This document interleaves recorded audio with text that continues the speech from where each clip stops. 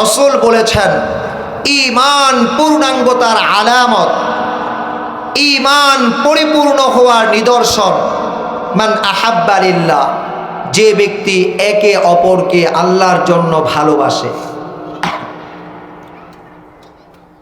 এবং একে অপরকে আল্লাহর জন্য শত্রুতা পোষণ করে, একে অপরকে আল্লাহর জন্য হাদিয়া দেয়, উপহার উপঢৌকন দেয়, একে অপরকে আল্লাহর জন্য হাদিয়া দেয়া থেকে বিরত থাকে, উপহার উপঢৌকন দেওয়া থেকে বিরত থাকে। রাসূল সাল্লাল্লাহু আলাইহি ওয়াসাল্লাম বলেছেন, মরণের পূর্বে তাদেরকে ঈমানটাকে পরিপূর্ণ করে, ঈমানের চাদরে আবৃত করে আল্লাহ রাব্বুল আলামিন তাদের জন্য মৃত্যুর জন্য ফেরেশতাকে প্রেরণ করবেন। আমাদের আজকের এখানে এলাকাবাসীর সাথে মাদ্রাসার সম্পর্ক হবে আল্লাহর জন্য। মাদ্রাসাগুলোতে আমরা সন্তান দিয়ে সহযোগিতা করব, সম্পদ দিয়ে সহযোগিতা করব, সময় দিয়ে সহযোগিতা করব এবং কোনো প্রকার বিরোধিতা না করে সহযোগিতা করব। এবং মহিলা মা বোনেরা আমরা যারা এসেছি, আপনাদের জন্য বিশেষ নসিহত। রাসূল সাল্লাল্লাহু আলাইহি ওয়াসাল্লাম ঘোষণা করেছেন, আল মারআতু ইযা সাল্লাত খামসাহা ওয়া সামাত শাহরাহা ওয়া আতাআত বা'লাহা ওয়া আহসানাত ফারজাহা, যে মহিলা 5 ওয়াক্ত নামাজ সময় মতো আদায় করবে, রমজানুল মুবারকের ফরজ রোজাগুলো যথাযথ হক আদায় করে রাখবে, স্বামীর আনুগত্য করবে, আপন গোলাপের সুরক্ষণ করবে, এ 4 গুণ যে মহিলা মা বোনের ভেতরে অর্জন হবে, আল্লাহর হাবিব সাল্লাল্লাহু আলাইহি ওয়াসাল্লাম ঘোষণা করেছেন, মৃত্যুর পরে তার যে জান্নাতে প্রবেশ করতে মনে চায়, ওই জান্নাতে প্রবেশ করার জন্য তার জন্য জান্নাতের ফটকগুলো উন্মুক্ত থাকবে, তার জন্য জান্নাতের দরজাগুলো খোলা থাকবে। আ'তা লিল্লাহ ওয়া মানা'a লিল্লাহ ফাকাদ ইসতাকমালাল ঈমান। আল্লাহুম্মা সাল্লি আলা মুহাম্মাদ ওয়া আলা আলি মুহাম্মাদ কামা সাল্লাইতা আলা ইব্রাহিম ওয়া আলা আলি ইব্রাহিম ইন্নাকা হামিদুম মাজিদ। আল্লাহুম্মা বারিক আলা মুহাম্মাদ ওয়া আলা আলি মুহাম্মাদ কামা বারাকতা আলা ইব্রাহিম ওয়া আলা আলি ইব্রাহিম ইন্নাকা হামিদুম মাজিদ।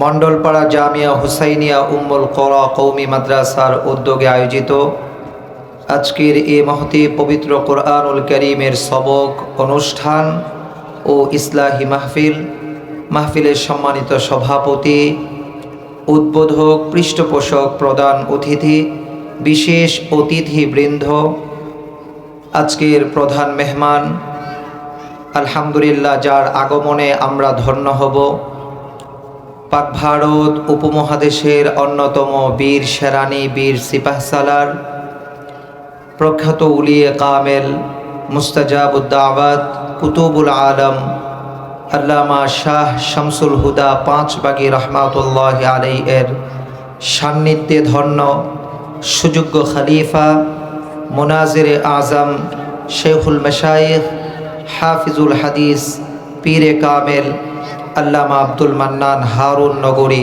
হাফিজাহুল্লাহ, শায়েখে সোহাগী,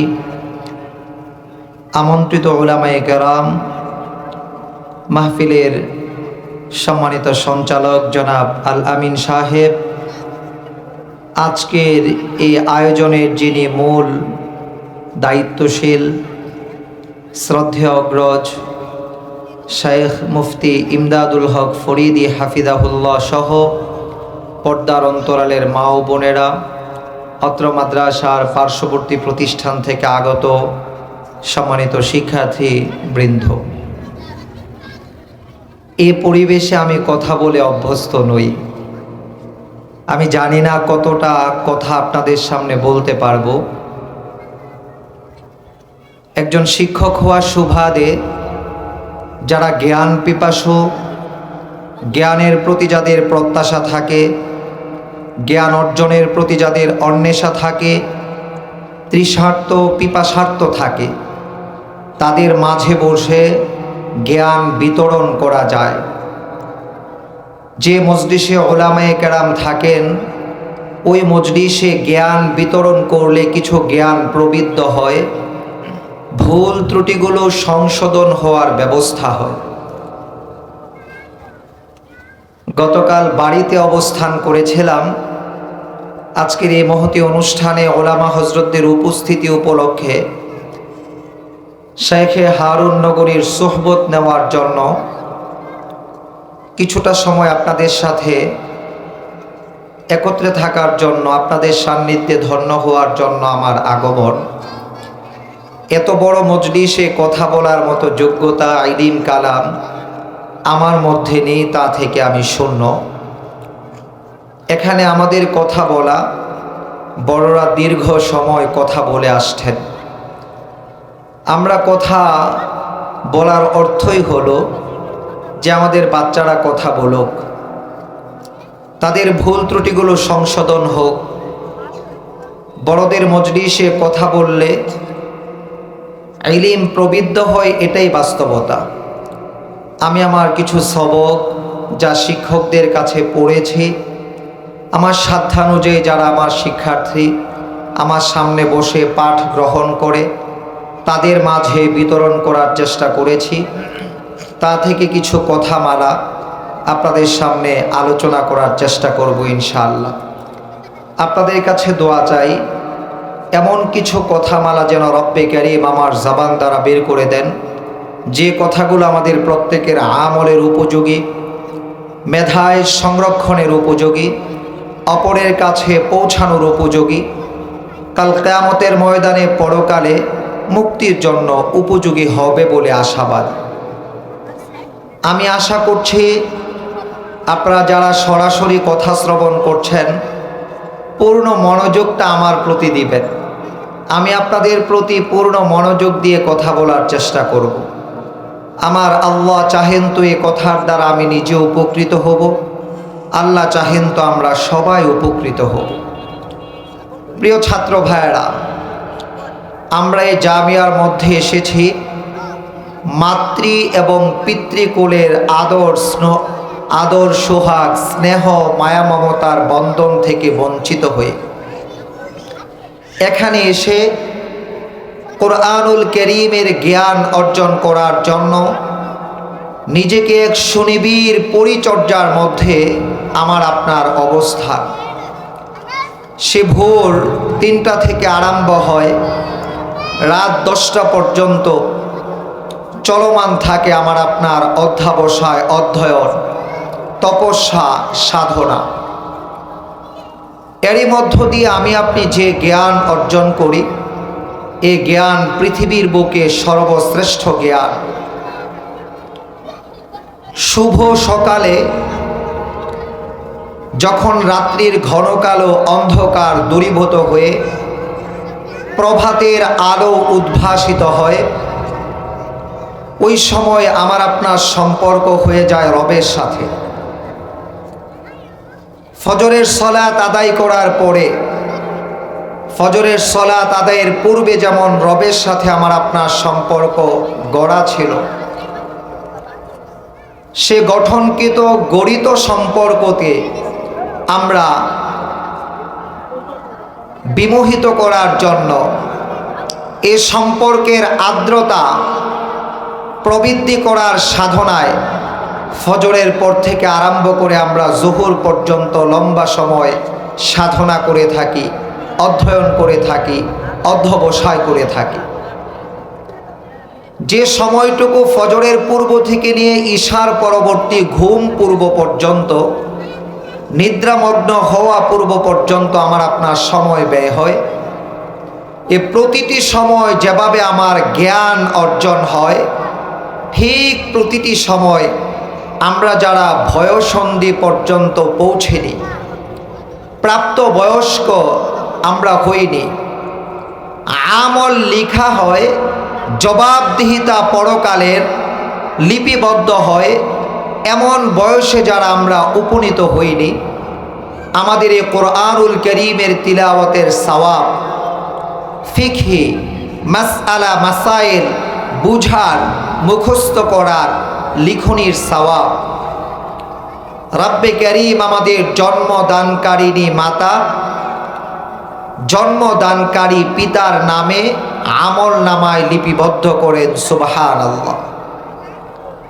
আজকের আমাদের কওমি মাদ্রাসা আলহামদুলিল্লাহ ইসলামী আধুনিক শিক্ষার অপূর্ব সমন্বয়ে যোগোপযোগী শিক্ষা ব্যবস্থাপনায় এদেশের প্রাচীন শিক্ষা প্রতিষ্ঠানগুলোর অনুকরণে যোগ্য ব্যক্তিত্ব গড়ে তোলার জন্য, দেশের সুনাগরিক তৈরি করার জন্য যেভাবে নাহবা, সারফ, আদব, তাফসির, হাদিস, ফিকহ, মান্তিক, ফালসাফা পড়ানো হয়, তেমনিভাবে যোগের হাওয়ার প্রতি লক্ষ্য করে, যোগের বর্তমান চাহিদার প্রতি অনুসরণ করে ওই সময়টার মধ্য দিয়ে আজকের আলিয়া মাদ্রাসা, কিন্ডারগার্টেন ও স্কুল কলেজগুলোতে যে বিষয়গুলো পড়ানো হয়, বাংলা, অঙ্ক, ইংরেজি, ইতিহাস, বিজ্ঞান, ভূগোল ইত্যাদি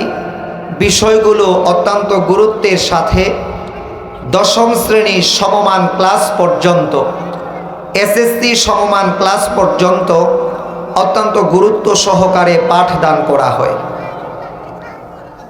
আপনার আমার সন্তান, যাদেরকে নিয়ে আমরা ভবিষ্যতে স্বপ্ন দেখি, যারা আমাদের ভবিষ্যতের স্বপ্নের পাথেয় হয়ে কাজ করে, স্বপ্নের সিঁড়িতে চড়ার পথে তারাই আমাদের প্রথম ঠিকানা হয়। জীবন মৃত্যুর সন্ধিক্ষণে আমরা প্রত্যাশা করি আমাদের সন্তান যেন আমরা চিরনিদ্রায় মগ্ন হওয়ার পূর্বে আমাদের শয্যা শিওরের পার্শ্বে বসে সূরা ইয়াসিন তিলাওয়াত করতে পারে। চিরনিদ্রায় মগ্ন হওয়ার পূর্বে জীবনের সর্বশেষ গুছলটুকু যেন আমাদের সন্তান আমাদেরকে দিতে পারে।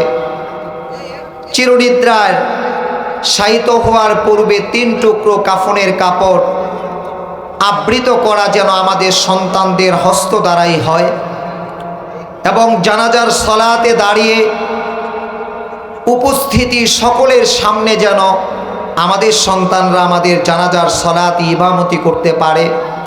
এ প্রত্যাশাটুকু, এ আশা আকাঙ্ক্ষাটুকু আমাদের প্রত্যেক পিতামাতার থাকে। কারো স্বপ্ন পূরণ হয়, কারো স্বপ্ন ব্যর্থতায় পর্যবসিত হয়।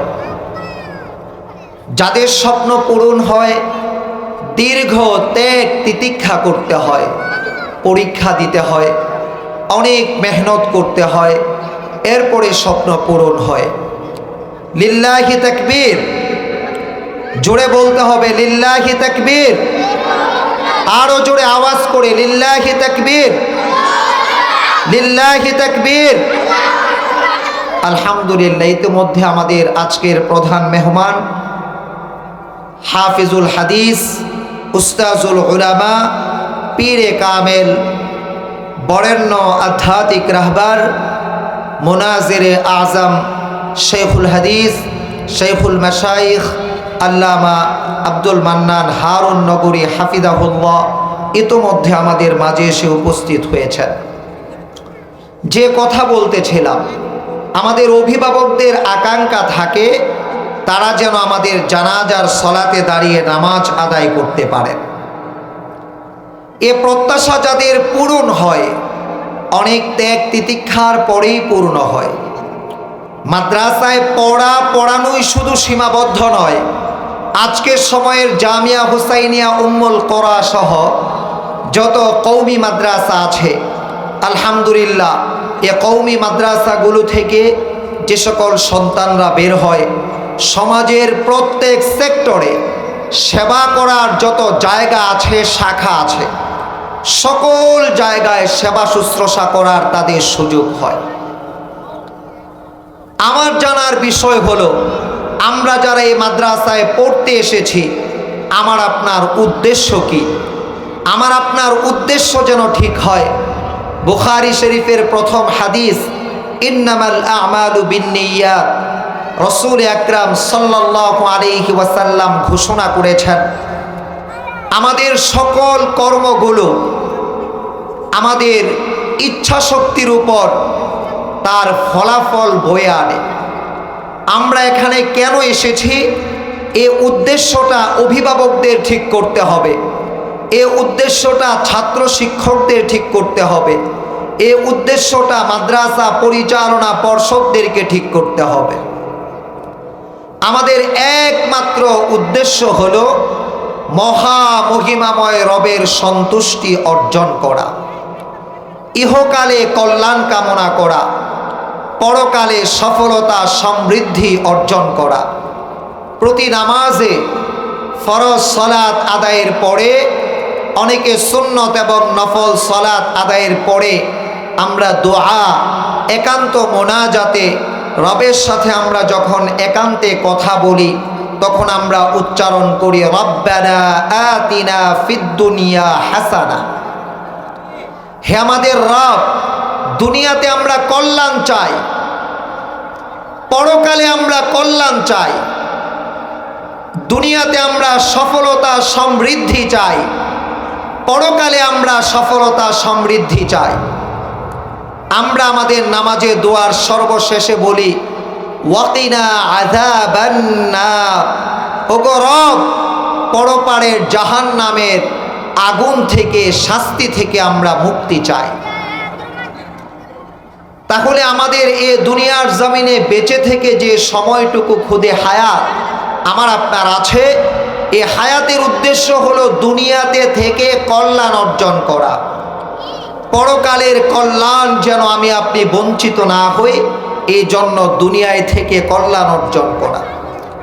আর সে কল্যাণ অর্জনের মানসিকতা নিয়েই আমরা আজকের অনুষ্ঠানে এসেছি। আজকের অনুষ্ঠানে কোরআনুল কারীমের সবক গ্রহণ করব। উদ্দেশ্যটা যেন এমন না হয় পিতা এবং মাতা উভয়ে ফ্যাক্টরিতে কাজ করে, এ ছোট বাচ্চা কোথায় রেখে যাবে, সেফটি ব্যবস্থা নাই, নিরাপদ অবস্থান করার মতো অভিভাবক নাই, জায়গা নাই, কোথায় রেখে যাবে।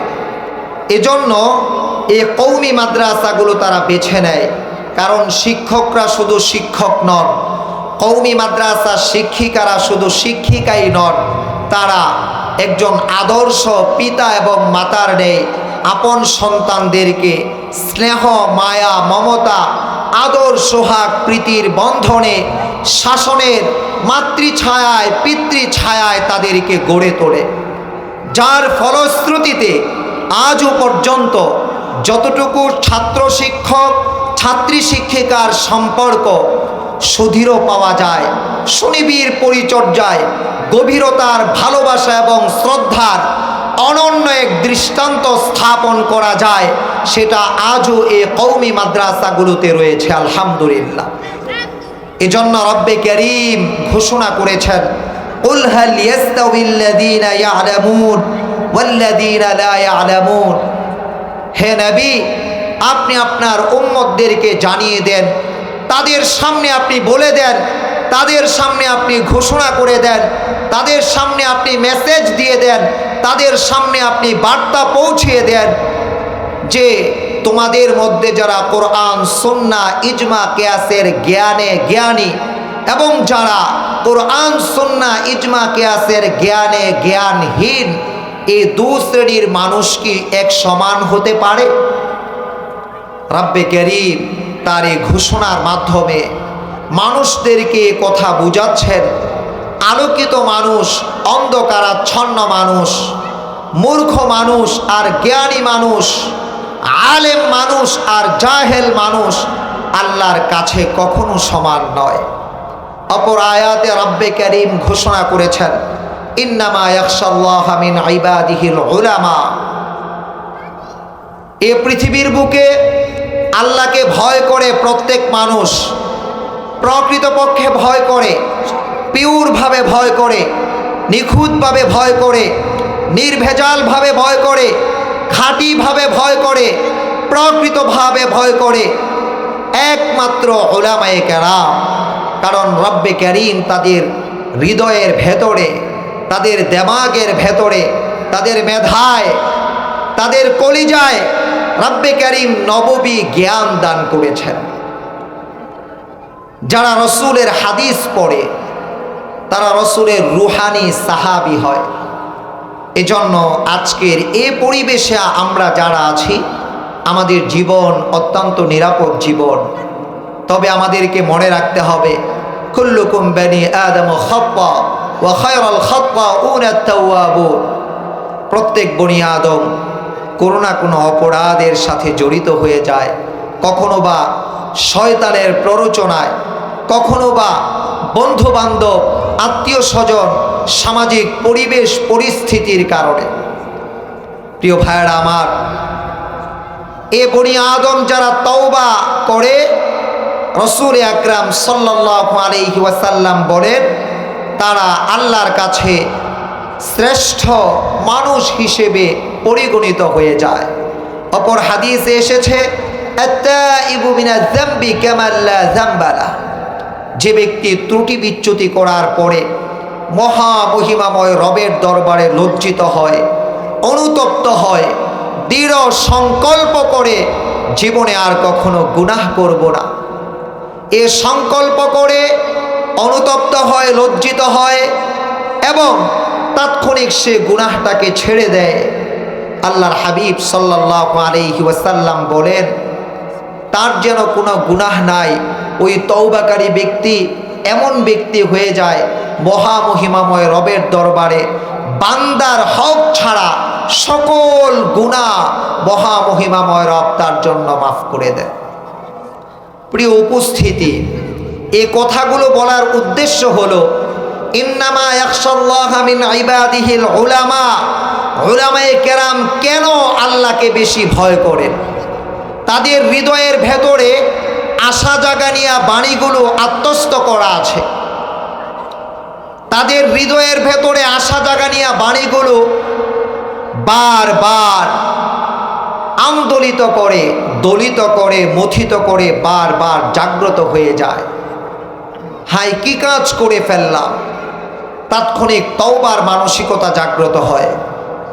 আমরা আজকে যারা এখানে এসেছি, আমি আশাবাদী ইনশাআল্লাহ আমরা আমাদের নিয়তটাকে পরিশুদ্ধ করে নিব। অভিভাবক যারা আছি, আমরা নিয়ত করব আমাদের এই সন্তানকে আমরা পরকালের জাখিরা হিসাবে পেশ করলাম। পরকালে মুক্তির জন্য আমার এই সন্তান যেন উসিলা হয়ে দাঁড়ায়। মাদ্রাসায় যখন আমরা বেতন দেই, আমার আপনার সন্তানকে যখন আমরা পাঞ্জাবি পায়জামা বানায় দেই, তার পকেট খরচের জন্য টাকা দেই, তখন অত্যন্ত মোহাব্বত রেখে, শ্রদ্ধা ভরে, সম্মানের সাথে, কোনো প্রকার বিরক্তি ভাব না নিয়ে, প্রশান্ত চিত্ত ভাব নিয়ে আমরা এই খরচগুলো করব। এবং প্রতি মাসের মাসিক যে টাকা আমরা জামিয়ার মধ্যে প্রদান করি, যার মাধ্যমে মাদ্রাসার ভাড়ার টাকা হয়, বিদ্যুৎ বিল, গ্যাস বিল, পানি বিলের টাকা হয়, শিক্ষক এবং মাদ্রাসার অন্যান্য কর্মকর্তা কর্মচারীদের বেতনের টাকা হয়, আমার আপনার 10 জন অভিভাবকের টাকা দিয়ে এই খরচগুলো পূর্ণ করতে হয়। আমরা নির্ধারিত সময়ে প্রতি মাসে বেতন পাওয়ার পরে আমরা নিয়ত করব, আমরা যেন আমার সন্তানের টাকাটা সবার আগে জামিয়ায় এনে, মাদ্রাসায় এনে পরিশোধ করে দিতে পারি। এটা শুধু সাধারণ কর্জে হাসানা পরিশোধ করার মতো নয়, এ টাকাটা আপনার পরকালের জন্য জখিরা হয়ে দাঁড়াবে। আর আমরা উলামায়ে কেরাম যারা আছি, আমরা ব্যক্তিত্ব সম্পন্ন হওয়া প্রয়োজন। লম্বা সময় পর্যন্ত আমাদের বুজুর্গরা মেহনত করে আসছেন। কওমি মাদ্রাসার ইতিহাস, ঐতিহ্য, অবদান যদি আমি আপনি শ্রবণ করি, আজকে শায়েখ হারুন নগরীর মুখ থেকে শ্রবণ করলে বলতে পারবো, আমিও সুখী সমৃদ্ধ প্রতিষ্ঠানগুলোতেই পড়াশোনা করেছি, যেখানে অভাব অনটনের লেশ মাত্র ছিল না। আর আমাদের আকাবির, আমাদের যারা বড় বরেণ্য মানুষ, বুজুর্গ, সম্মানিত মানুষ, তারা যে প্রতিষ্ঠানগুলোতে পড়েছেন, ভাঙ্গা চৌড়া রুম, কাঁচা টয়লেট ছিল, কুপি এবং হারিকেন জ্বালিয়ে তারা রাতের অন্ধকারে পড়তেন। আলহামদুলিল্লাহ, আজকে এসি সম্বলিত রুমের মাধ্যমে, আমরা জেনারেটরের মাধ্যমে বিদ্যুৎ সংযোগ আমরা করতে পারি। আমাদের এখন পানির জন্য সমস্যা হয় না, আমরা ভালো বেতন দিতে পারি, যেটা পূর্বের যুগের মধ্যে ছিল না। আমাদের প্রত্যেক অভিভাবকের প্রয়োজন নির্ধারিত সময়ে প্রতিষ্ঠানের টাকাটা পরিশোধ করে দেওয়া এবং এটাকে পরকালের জন্য জখিরা মনে করা। প্রতি মাসে 1-2 বার মাদ্রাসায় এসে বাচ্চার খোঁজ খবর নেওয়া, আমার বাচ্চাটা কি পড়তেছে, পূর্ণাঙ্গ রিপোর্টটা উস্তাদের কাছ থেকে গ্রহণ করা এবং উস্তাদের প্রতি শ্রদ্ধা রাখা, মোহাব্বত রাখা, ভালোবাসা রাখা। আসা যাওয়ার পরে নিজের সাধ্যানুযায়ী তাদের জন্য হাদিয়া দেওয়ার চেষ্টা করা। ভালো কোনো খাবার রান্না হলে উস্তাদের জন্য নিয়ে যাওয়ার চেষ্টা করা। আমি আমার নিজের কারগুজারি শোনাচ্ছি শিক্ষার জন্য, ব্যক্তিত্বকে প্রস্ফুটিত করার জন্য নয়। আমার আব্বা মারহুম প্রাইমারি স্কুলের টিচার ছিলেন, 5 ভাইকে আলেম বানানোর ফিকির করেছেন, আলহামদুলিল্লাহ সফল হয়েছেন। আব্বা মারহুমের আমল ছিল গাছের প্রথম যে ফল, আমাদের গাজীপুর কাপাসিয়া থেকে ফলটা চট্টগ্রাম পর্যন্ত পৌঁছে দিতেন। আমার আব্বা মারহুম যখন প্রতিষ্ঠানে ঢুকতেন, হাজার হাজার ছাত্রদের মধ্যে অনেক বরেণ্য উস্তাদ যারা, প্রবীণ আলেমে দ্বীন যারা, তারা রাস্তার মধ্যে নয় গেটের মধ্যে অপেক্ষা করতেন। কারণ জানতেন আমার আব্বা মারহুম যখন যান গ্রামের বিশুদ্ধ শাকসবজি এবং ফলমূল নিয়ে যাইতেন। উস্তাদদের জন্য জামা হাদিয়া দিতেন। তখন হাজার হাজার ছাত্রর ভিড়ে এই দোয়া চাইতে হইতো না যে আমার বাচ্চার জন্য আপনি দোয়া কইরেন, আমার বাচ্চার জন্য বিশেষ নজর রাখেন। উস্তাদরা আমাকে খুঁজে খুঁজে বের করে আনতো, ভালোভাবে পড়াশোনা করে কিনা, টাকা পয়সার অভাব আছে কিনা, তাহাজ্জুদের সলাত কাজা কিনা, নিয়মিত নফল নামাজগুলো পড়ি কিনা, নিয়মিত কত পৃষ্ঠা কিতাব পড়েছি, কিতাবগুলো কি পরিমাণ বুঝেছি, কোন কোন উস্তাদ কি কি কিতাব পড়ায়, ইত্যাদি ইত্যাদি খোঁজ খবর নিত, খাতা নিত, কলম নিত, তাৎক্ষণিক প্রশ্ন করত, লিখাইতো, বলাইতো। এভাবেই এলমের চর্চা একজন মানুষ বড় আলেম, বিজ্ঞ আলেম, দক্ষ আলেম হতে পারে। কিন্তু আমাদের অবস্থা হলো বড় নাজুক পরিস্থিতি। আমরা পরীক্ষার রেজাল্টের সময়ও জানি না। আমাদের অনেক ছাত্র ভাই এমন ছিলেন, দাওড়া পরীক্ষা দিবেন, মাওলানা হয়ে যাবেন। উস্তাদরা এমনভাবে সুনিবিড় পরিচর্যায় তাদেরকে লালন পালন করেন, শিক্ষা দীক্ষা দেন, পিতা মাতা ভর্তি করার পরে আর প্রয়োজন মনেও করেন না যে একটু খোঁজ খবর নিয়ে আসি। এই হলো আমাদের অবস্থা। প্রিয় ভাইয়েরা আমার, এজন্য রাসূল বলেছেন, মান আহাব্বা লিল্লাহ ওয়া আবগাদা লিল্লাহ ওয়া মানা লিল্লাহ ফাকাদ ইসতাকমালাল ঈমান। আজকে এখানে আমাদের যাদের সম্পর্ক একের সাথে অপরের, ছাত্র শিক্ষক, ছাত্র ছাত্র, ছাত্র ছাত্রী এবং শিক্ষিকা, প্রতিষ্ঠানের কর্মরত যে সকল দায়িত্বশীলরা আমরা আছি এবং এলাকাবাসী, আমাদের একে অপরের সম্পর্কটা হলো পরিপূরক সম্পর্ক, বিরোধপূর্ণ সম্পর্ক যেন না হয়।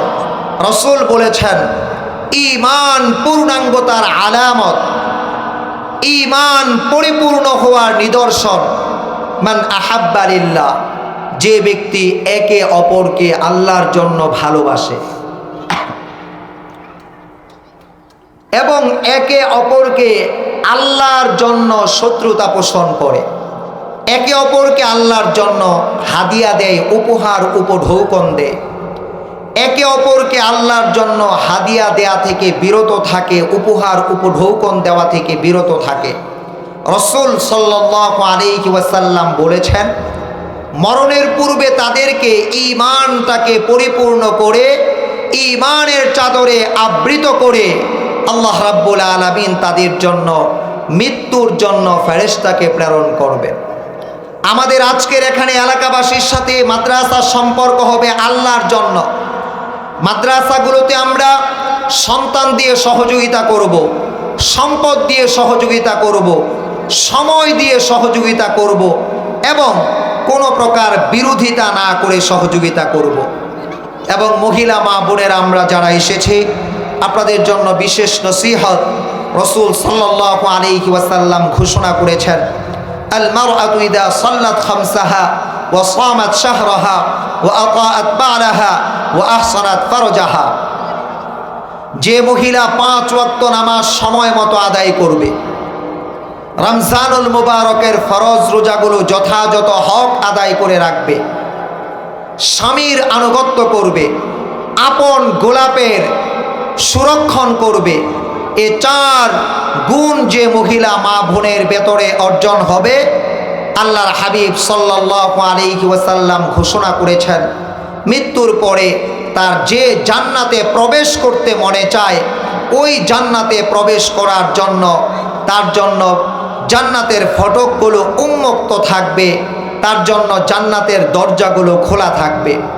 এই জন্য মা বোনের আমরা যারা এসেছি 5 ওয়াক্ত নামাজ সময় মতো আদায় করব, রমজানুল মুবারকের রোজাগুলো রাখব, স্বামীর পরিপূর্ণরূপে আনুগত্য করার চেষ্টা করব, তাহাজ্জুদের সালাত পড়ি, পর্দা নিয়ে চলি, জিকির আজকার করি, স্বামীর আনুগত্য করি না, এটা যেন না হয়। বান্দার হক আল্লাহ ক্ষমা করেন না। রাসূল বলেছেন, যে মহিলা তার স্বামীর ব্যাপারে জাস্টিফাই করবে, বিচার করবে আমার স্বামী ভালো মানুষ ছিল, রব্বুল আলামিন তাকে ভালো মানুষ হিসেবে বিবেচিত করবেন। এবং যে পুরুষ তার অর্ধাঙ্গিনীর ব্যাপারে জাস্টিফাই করবে, বিচার করবে আমার অর্ধাঙ্গিনী ভালো মানুষ ছিলেন, আল্লাহ রাব্বুল আলামিন তাকে ভালো মানুষ হিসেবে বিবেচিত করবেন। সর্বশেষ কথা, খায়রুন নাস মাইয়ানফাউন নাস, মানুষদের মধ্যে শ্রেষ্ঠ মানুষ তারা যে মানুষের কল্যাণে কাজ করে। মানুষের কল্যাণে কাজ করার অর্থই হলো আমার দ্বারা যেন কোনো মানুষের অকল্যাণ না হয়, আমার দ্বারা যেন কোনো মানুষের গীবত শিকায়েত না হয়, আমার দ্বারা কোনো মানুষের যেন পরনিন্দা চর্চা না হয়, আমার দ্বারা কোনো মানুষের যেন পরদোষ চর্চা না হয়। আমাদের মধ্যে সামাজিক ব্যাধি ছড়িয়ে গেছে, আমরা অন্যের দোষ আলোচনা করার ক্ষেত্রে অত্যন্ত, আমরা নিজেকে অনেক বড় ভালো মানুষ মনে করি। আমি আপনি নিজে তো জানি আমি কতটা বড় ভালো মানুষ, আমি কি পরিমাণ অন্যায় কাজ করেছি, আমি কি পরিমাণ অপরাধের সাথে জড়িত, আমি কি পরিমাণ ভুল ত্রুটি করেছি, আমার দ্বারা কি পরিমাণ ত্রুটি বিচ্যুতি হয়েছে, এটা আমি আপনি প্রত্যেকেই জানি। আমার আপনার উচিত হলো আমরা যেন আত্মসমালোচনা করতে পারি, আজকে যদি আমি ইন্তেকাল করি তাহলে আমার জন্য জান্নাত বরাদ্দ হবে না জাহান্নাম বরাদ্দ হবে। আমাদের সমাজের প্রচলিত কুসংস্কারের মধ্যে অন্যতম একটি হলো মৃত ব্যক্তি মারা যাওয়ার পরেই তার বাড়িতে কোরআন শরীফের দলে দলে খতম পড়া, অথচ যে ব্যক্তি মারা গেল তার সাথে 24 ঘন্টার 1টা ঘন্টা কোরআনুল কারীমের সাথে সম্পর্ক ছিল না। বহু ঘর এমন আছে, নারী পুরুষ মাস কি মাস যায় ফজরের নামাজ একজনও পড়ে না পরিবারের সদস্য, বছরে 1 খতম কোরআনুল কারীম পড়তে পারে না। তাদের ঘরে গোটা বিশ্বের আলেম এনে কোরআনুল কারীম খতম পড়াইলে লাভটা কি হবে? এটা আলেম সমাজের কাছে আমার প্রশ্ন। আমরা খতমে ইউনুস পড়াই বিপদ দূর হওয়ার জন্য। খতমে ইউনুস পড়াইলে বিপদ দূর হবে তার যে আল্লাহর প্রতি পূর্ণাঙ্গ রূপে ঈমানদার। আমরা রুকিয়া করি, ঝাড়ফুঁক করি আমাদের বিপদ মুসিবত দূর করার জন্য। রুকিয়া এবং বিপদ মুসিবত কার দূর করবে? ঝাড়ফুঁকে, যিনি পূর্ণাঙ্গ রূপে ঈমানদার। অথচ আজকে আমাদের জুমার সলাতে যে পরিমাণ মুসল্লি হয়, ফজরের সলাতে 10 ভাগের 1 ভাগ হয়। জুমার সলাতের মুসল্লিগুলো ফজরের সলাতে ভরপুর হয় না। এজন্য মা বোনেরা যারা এসেছেন, আপনারা পুরুষদেরকে হাতে ধরে পায়ে ধরে মসজিদমুখী করার চেষ্টা করবেন। উলামায়ে কেরামের সাথে সম্পর্ক জুড়ে দিবেন।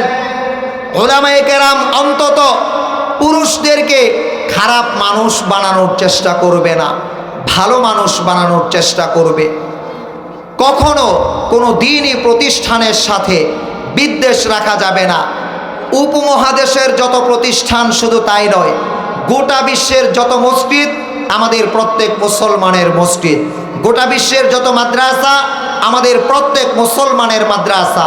এই যে মাদ্রাসা সুদূর কিশোরগঞ্জ থেকে আগমন করে মুফতি ইমদাদুল হক ফরিদি হাফিজাহুল্লাহ এই প্রতিষ্ঠানটা গড়েছেন। আলহামদুলিল্লাহ, প্রতিষ্ঠানের উসিলায় আপনাদের এলাকায় ফজরের পর থেকে কোরআনুল কারীমের তিলাওয়াত আরম্ভ হয়।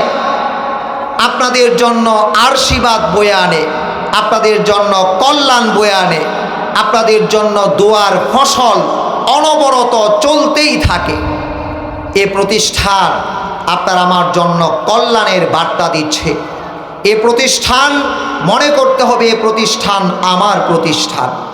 এবং দ্বিতীয় আরেকটি কথা বলি, এই প্রতিষ্ঠানের দেয়াল ঘেঁষে যদি আরেকটি দ্বীনি প্রতিষ্ঠান হয়, এ প্রতিষ্ঠানের পরিচালনা পর্ষদ, এ প্রতিষ্ঠানের পরিচালক মুফতি ইমদাদুল হক হাফিজাহুল্লাহ, তার নিয়ত থাকতে হবে আমার পার্শ্ববর্তী প্রতিষ্ঠানকে আমি পরিপূর্ণরূপে সহযোগিতা করব, কোনো প্রকার তার বিরোধিতা করব না। আমার এখান থেকে ছাত্র ছুটে যাবে এ আশায় আমি তার বিরোধিতা করলাম, আমি তো প্রতিষ্ঠানের বিরোধিতা করি নাই, আমি সরাসরি আল্লাহর কালামের নবীর হাদিসের বিরোধিতা করেছি। জোরে বলেন ঠিক কিনা? এটা বাস্তবতা। যদি ইখলাসের জন্য প্রতিষ্ঠান করা হয়, এ প্রতিষ্ঠানের কুল ঘেঁষে আরেকটা প্রতিষ্ঠান হবে, তাকে পরিপূর্ণ সহযোগিতা করতে হবে। তখন যোগ্যতার নির্ণয় হবে আমার ভেতরে মধু আছে কিনা। মধু থাকলে ভ্রমর এমনিতেই আসবে। জঙ্গল কি জঙ্গলে আমাদের উলামায়ে কেরাম গিয়েছেন, আলহামদুলিল্লাহ, বৃহৎ বৃহৎ দ্বীনি ইদারা, দ্বীনি শিক্ষা প্রতিষ্ঠান, দ্বীনি বিদ্যাপীঠ প্রতিষ্ঠিত করেছেন। কখনোই এই আওয়াজ তুলে তাকে আমি প্রতিষ্ঠান করতে দেব না, এই আওয়াজ তুলে আপনি সফল হতে পারবেন না, আপনি ব্যর্থ হয়ে যাবেন। আল্লাহর আলো যেখানে প্রজ্বলিত হয়, আল্লাহর কোনো দুশমন সেখান থেকে আলোকে নির্বাপিত করতে পারে না। এজন্য প্রিয় ভাইয়েরা, আশা জাগানিয়া কথাটা এই জন্য বললাম, আমাদের মধ্যে অ্যালার্জি হয়। হে উলামায়ে কেরাম, উলামায়ে কেরাম উলামায়ে কেরামের জন্যই নিরাপদ, মুসলমান মুসলমানের জন্যই নিরাপদ। একের দুর্বলতা অপরের জন্য নয়। ব্যক্তিগতভাবে দুর্বলতা কাটানো প্রত্যেকের জন্য উচিত, ব্যক্তিগতভাবে প্রত্যেককে সবল করা উচিত। যে সকল প্রতিষ্ঠানগুলো তৈরি হয়েছে, ছোট্ট একটি বোর্ড করে প্রত্যেকটা প্রতিষ্ঠানের শিক্ষা দীক্ষা আমলের পরিমাপ যাচাই করে প্রয়োজনে আরও প্রতিষ্ঠান যদি কেউ করতে চায়, তাদেরকে সর্বত সহযোগিতা করা উচিত। জোরে বলেন ঠিক কিনা? এটা আমাদের হওয়া উচিত। হিংসা বিদ্বেষ রেষারেষি যদি কারুর হৃদয়ের ভেতরে সরিষার দানা সম পরিমাণ থাকে, অহংকার হিংসা বিদ্বেষ, জান্নাত তার জন্য কি পরিমাণ কঠিন কাজ হয় আমরা আলহামদুলিল্লাহ আম জনসাধারণ, আপামর মুসলিম জনসাধারণ জানি। এরপরেও আমাদের মধ্যে এই কাজটা এত বেশি হয়ে থাকে, অপরের ভালো আমরা দেখতে পারি না। কারণ বাংলাদেশের জাতীয় খেলা হলো হাডুডুডু। সামনে কেউ অগ্রসর হতে চাইলে 5-6 জন তারে ধরে পিছনে টেনে আনে। আমাদের সমাজগুলোতে যদি কেউ জ্ঞানের স্তরে উন্নত হয়, নেতৃত্বের স্তরে উন্নত হয়, বংশমর্যাদায় উন্নত হয়, অর্থ উপার্জনের স্তরে উন্নত হয়, আমরা তার পিছু টানি। ছোট্টকালীন সময়ে সে যে অন্যায় কাজগুলো করেছে, আমরা এগুলো সামনে নিয়ে আসি। আরে ভাই, কুল মানুষটার ভিতরে ভুল নাই, আপনি আমারে দেখান। আমরা চায়ের স্টলের মধ্যে বসে আমরা যে একে অপরের ত্রুটি আলোচনা করি, 5 জন একসাথে বসছেন, একজন উঠে আসতেন জায়গাতে, বাকি 4 জন তার ত্রুটি আলোচনা শুরু করে। আপনি কার ত্রুটি আলোচনা করেন? কার সাথে আপনি চলাচল করছেন? এই জন্য প্রিয় ভাইরা, সময়কে নিরাপদ করুন।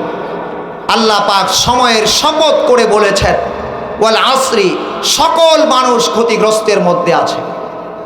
ইন্নাল ইনসানা লাফি খুসর, সময়ের শপথ, নিশ্চয়ই সকল মানুষ ক্ষতিগ্রস্ততার মধ্যে আছে। মাত্র ইল্লাল্লাযীনা আমানু, যারা ঈমান এনেছে, ওয়া আমিলুস সলিহাত, এবং নেক কর্ম সুসম্পাদিত করেছে, ওয়া তাওয়াসাউ বিল হক, পরস্পরে পরস্পরকে সত্যের উপদেশ দিয়েছে, ওয়া তাওয়াসাউ বিস সবর, পরস্পরে পরস্পরকে ধৈর্যের উপদেশ দিয়েছে। আমরা এক মানুষ আরেক মানুষকে সত্যের উপদেশ দেই না, একজন আরেকজনের বিরুদ্ধে উস্কানি দেই। কারণ আমি জানি উনি ত্রুটি করেছেন, চৌরাস্তার মধ্যে দাঁড়ায় ওনারে অপমান করতে পারলে ভালো লাগবে, অথচ রাসূল বলেছেন, যে আল্লাহর গোলাম, যে আল্লাহর বান্দা, যে আল্লাহর বান্দি অপর কোনো আল্লাহ বা আল্লাহর বান্দা বান্দির দোষ দেখে ফেলে, কানে শুনে ফেলে, দেমাগের মধ্যে চলে আসে ওই আল্লাহর বান্দা কোনো ত্রুটি করেছেন, গুনাহ করেছেন, তাৎক্ষণিক ওই আল্লাহর বান্দাকে সংশোধন করে দেওয়া, কানে কানে গিয়ে বলে দেওয়া, গভীর রজনীতে আল্লাহর কাছে দোয়া করা, আল্লাহ তোমার বান্দাকে তুমি অপমানিত করো না। আপনি যাকে অপমানিত করার জন্য তার একটা দোষ সমাজের মধ্যে টেনে আনলেন, মরণ পূর্ব পর্যন্ত তো আমার আপনার কারো জীবন নিরাপদ নয়। আমি আপনিও তো ওই গুনাহ শয়তানের প্ররোচনায় করে ফেলতে পারি। এজন্য রাসূল বলেছেন, যে ব্যক্তি দুনিয়াতে কারো দোষ ত্রুটি গোপন রাখবে, কিয়ামতের ময়দানে রব্বুল আলামিন তার দোষ ত্রুটিকে ঢেকে দিবেন। সুবহানাল্লাহ। আমরা যেন জবানের হেফাজত করি, এই জবান দ্বারা যেন কারো দোষ ত্রুটি আলোচনা না করি। যে ব্যক্তি দোষ ত্রুটি করে ফেলেন তাকে সংশোধনের ব্যবস্থা করি, অন্য কাউকে তার দোষ ত্রুটি জানানোর কোনো প্রয়োজন নাই।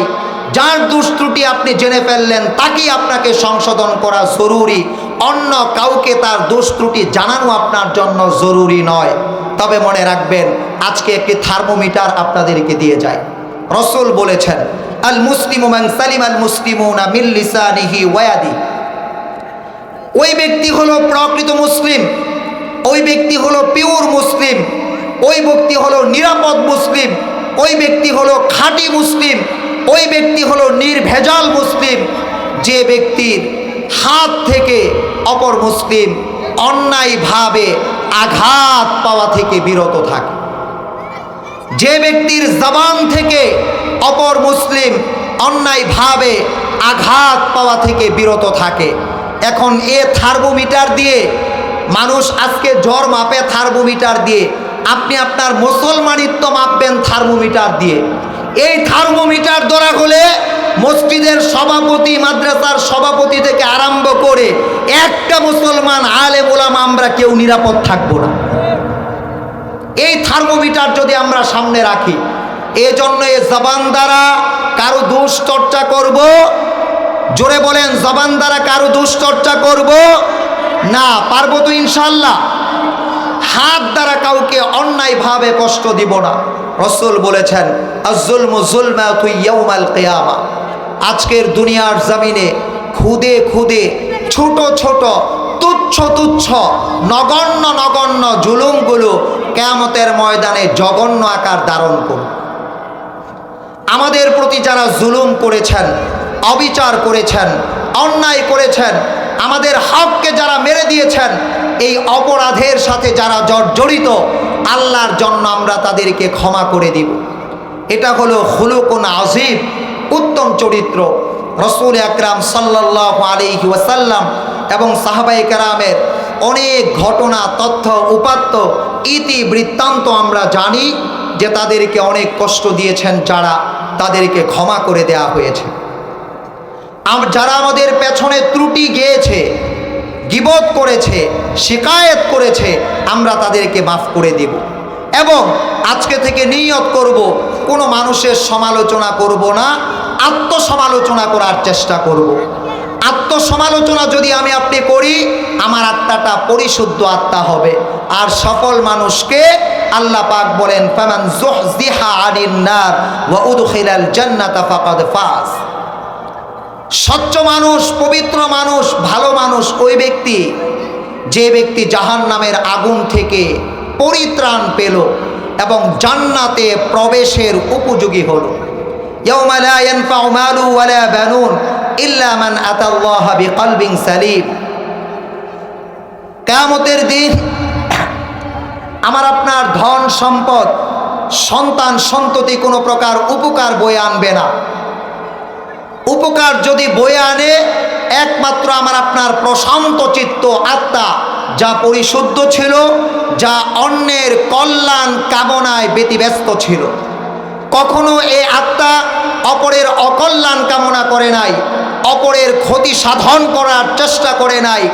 এই প্রশান্ত চিত্ত আত্মা নিয়ে কিয়ামতের ময়দানে যারা যাবে, রব্বুল আলামিন তাদেরকে সফল মুমিন হিসেবে ঘোষণা করে ডান হাতে আমলনামা দিয়ে জান্নাত তাদের নামে বরাদ্দ করে সেই নিয়ামত, যার জন্য আমরা অপেক্ষা করতাম, রব্বুল আলামিনের দিদার, রব্বুল আলামিনের সাক্ষাৎ বান্দার জন্য নসিব হয়ে যাবে।